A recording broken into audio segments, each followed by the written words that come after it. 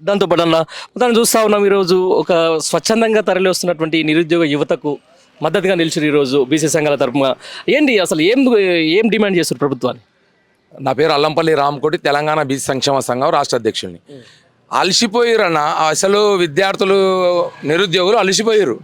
అలసిపోయే ఏదో చేస్తారనే భ్రమతోటి కొత్త ప్రభుత్వాన్ని ఏర్పాటు చేసుకున్నారు, అడగడం తప్ప. ఫస్ట్ ఏం చేసిండు, ప్రమాణం చేసిండు, ఉద్యోగాలు 2 లక్షల ఉద్యోగాలు భర్తీ చేస్తా, 44% సర్పంచులకు, ఎన్పీటీసీలకు, జెడ్పీటీసీలకు, స్థానిక సంస్థల రిజర్వేషన్లు పెంచిన తర్వాతనే సర్పంచ్ ఎన్నికలకు వస్తా అని మాట్లాడిండు. ఇంకోటి జాబ్ క్యాలెండర్ అని చెప్పిండు.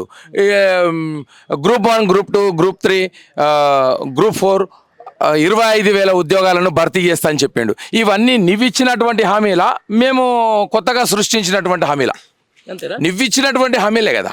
నువ్విచ్చిన హామీలు నిన్ను అడిగితే మాకు అరెస్టులు, నువ్విచ్చిన మాటలకే మేము ఉద్యమాలు చేస్తే మాకు రకరకాల దిగ్బంధాలు. ఏంది ఇది? ఉద్యమకారుల మీద మీ ఏడిపోయింది నాకు అర్థం కాదు. ఏ ఉద్యమకారులు లేకుండా నీ ప్రచారంలో, నీ రథయాత్రలో నువ్వు కాంగ్రెస్ పార్టీలో ఉండి, టీఆర్ఎస్ పార్టీ, మరి టీడీపీ పార్టీలో ఉండి నువ్వు గొప్ప నాయకుడు ఎట్లయినావు? ఉద్యమకారులు ఏందైనావా? ఉద్యమకారులను అవమానపరిస్తే ఇప్పుడు నీవేం కోరుకుంటున్నావు అంటే, నా సీటు నాకు దక్కాలని కోరుకుంటున్నావు. ప్రధానంగా ఇది రాష్ట్ర ప్రజలందరూ చూస్తారు. నా సీటు నాకు స్థానంగా ఉందా లేదా, నా సీటు నాకు బిగ్గర్ ఉంటుందా లేదా, లేకపోతే నా సీనియర్లు ఏమైనా గుంజుకునే ప్రయత్నం ఉందా? మొత్తానికి ప్రధానమైన డిమాండ్లు ఏందో చెప్పన్న. మా ప్రధానమైనటువంటి డిమాండ్ లేదంటే 2 లక్షల ఉద్యోగాలు భర్తీ చేయాలి. డిఎస్సి నోటిఫికేషన్ అనేటటువంటిది వాయిదా వేయాలి. ఎందుకు వాయిదా అడుగుతున్నామనంటే, ఇప్పటికే తిని పండుకున్నటువంటి పిల్లలు 5 నిమిషాల రన్నింగ్ పొట్టు అంటే గుండె పొట్టుస్తుంది. అది రోజు కొంచెం ట్రైనింగ్ చేస్తే ఒక 2 నెలలు 3 నెలలకు కవర్ అవుతారు. గట్లా అడుగుతున్నాం మేము. అయితే ఇవాళనే మేము విడుదల చేస్తాం, ఈ రోజే చేసేస్తామంటే చాలామంది పిల్లలు వెనుకబడిపోతారు. చదువుకోవాలన్నటువంటి పిల్లలు ఉన్నారు. కరోనా వచ్చి చాలా మంది స్కూళ్ళు బంద్ చేశారు కదా. అప్పుడు బంద్ చేయడంలో తోటి మొత్తం ఎటు జెడ్ అంతా మన ఏది ఫోన్కు, టచ్ ఫోన్కే అంకితం అయిపోయారు. ఇప్పుడు బడిబాట పట్టినప్పుడు నీకు 2-3 నెలలు సమయం ఇస్తే ఏమవుతుంది? ఇదేమన్నా బ్రహ్మ విద్యనా? ఇంత రాదంతం చేయాలనా? అంటే నువ్వు సైడ్ ట్రాక్ పట్టిస్తున్నావు. ఏమని?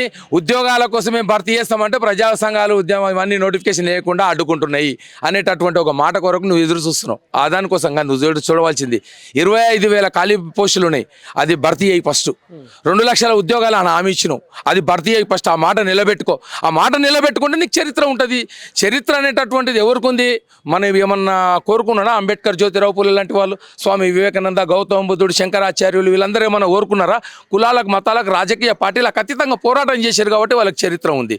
వాళ్ళు త్యాగాలు చేశారు కాబట్టి వాళ్ళకి చరిత్ర ఉంది. త్యాగాలు చేసిన వాళ్ళకి చరిత్ర ఉంటుంది, కానీ ఇట్లా భోగాలు చేసిన వాళ్ళకి చరిత్ర ఉండదు.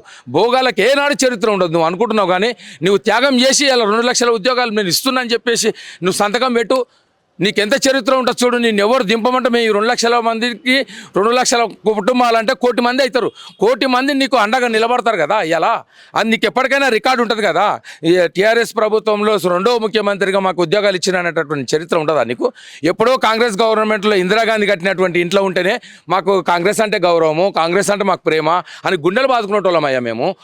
గూడు విద్య, ఉద్యోగం కోసం అలమటిస్తున్నటువంటి పరిస్థితుల్లో ఇంత దీర్ఘంగా విద్యార్థులను కానీ నిరుద్యోగులను కానీ అన్యాయం చేయడం సబబు కాదని చెప్పేసి చెప్తున్నా. ఓకే, దీంతో పాటు మొత్తానికి ఇందిరమ్మ పాలన అనేది ఒక సర్టన్ ఏజ్ వాళ్ళకి తెలుసు, కానీ ఇప్పుడు మాత్రం మళ్ళీ తెలుస్తుంది. మొత్తానికి నిర్బంధాలు, మొత్తానికి మళ్ళీ కంచెలు, ఏదో ముళ్ళ కంచెలు బద్దలు కొట్టినామని చెప్పేసి అది ప్రగతి భవన్ దగ్గర తీసేసి ఈ రోజు మొత్తం రాష్ట్రం మొత్తం వేస్తా ఉన్నారు. ప్రగతి భవన్ దగ్గరనే ముళ్ళ కంచెలు తీసేసారు, ప్రజలలో తీయలే. ప్రజలలో అట్లే ఉంది, ముళ్ళ కంచెలు ఎట్లా ఉన్నాయో అట్లనే ఉన్నాయి. ఇక వీళ్ళందరూ మొత్తం మా చుట్టుముట్టు అంతా దిగ్బంధం అంటే ముళ్ళ కంచెలు కావు అవి. ఇవి కూడా ముళ్ళ కంచెలే. ఒకవైపు చదువుకునడానికి ఉద్యమాలు, మన ఏవి ఉద్యోగాలకు ఉద్యమాలు, పోయిన ఉద్యోగం పోతే ఉద్యమాలు, మాకు రిజర్వేషన్లు కావాలంటే ఉద్యమాలు. ఎందుకబ్బా మరి ఓటెందుకు? ఇక ఉద్యమాలు చేసుకుంటుంటే అయిపోదా? ఒక ప్రభుత్వాలను మార్చేది ఎందుకు? ఇప్పుడు అనుకుంటారు సార్, మళ్ళా పాత ప్రభుత్వం మేలుందని అనుకుంటున్నారు, అందరూ అనుకుంటున్నారు.